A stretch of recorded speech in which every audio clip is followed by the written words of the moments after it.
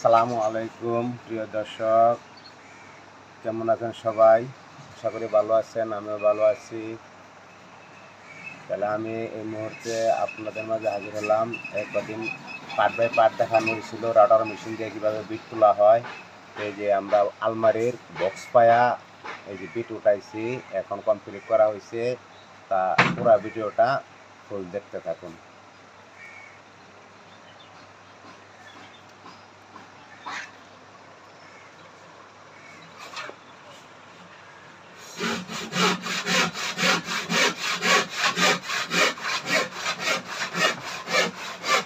এই router machine, এই মেশিনটাতে অনেক ধরনের বিট বানানো যায়। দেখেন অনেক সুন্দর ফাইল, অনেক সুন্দর। এই যে ফাইলগুলাই মানে এই যেটা গুলবিট বক্স পায়া, আলমারির বক্স পায়া, নিচের যে পায়াটা থাকে বক্স পায়, সেই বক্স পায়াটা আছে।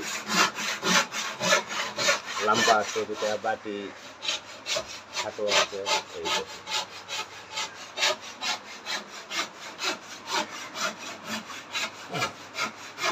এই ধরনের বিটগুলা বানাই আমরা এই রাউটার মেশিনটা দ্বারা। আরো অনেক ধরনের কাজ করা যায় এটা দিয়ে।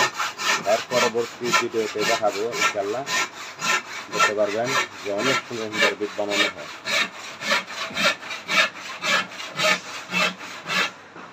ভালো থাকবেন বন্ধুরা, পাশে থাকার জন্য অসংখ্য ধন্যবাদ, দেখার জন্য ধন্যবাদ।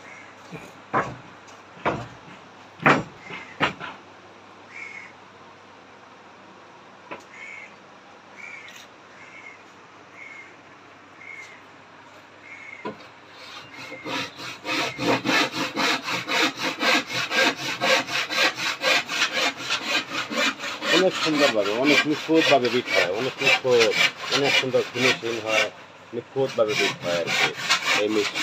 এইটা দিয়ে অনেক বিভিন্ন আইটেমের ফল আছে, ওই ফল দ্বারাই আমরা এটা বিটগুলা বানাই, তৈরি করি নিজেরাই। মানে এটা সুন্দরভাবে করতে চেষ্টা করি।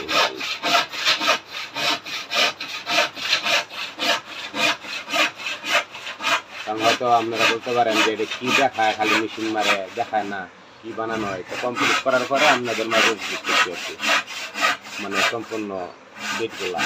এগুলো হলো যে 4 ইঞ্চি, যে 4.5 ইঞ্চি পাশের ভিতরে মনে করেন যে একটা করে বিট করা হয়েছে। বক্স পায়াগুলি ব্যাগগুলি। ঠিক আছে বন্ধুরা, পাশে থাকার জন্য অসংখ্য ধন্যবাদ। ভালো থাকবেন, সুস্থ থাকবেন। আমি মোহাম্মদ জুলহাসউদ্দিন, আজকে এ পর্যন্তই আমি বিদায় নিচ্ছি। আসসালামু আলাইকুম ওয়া রাহমাতুল্লাহি ওয়া বারাকাতুহু।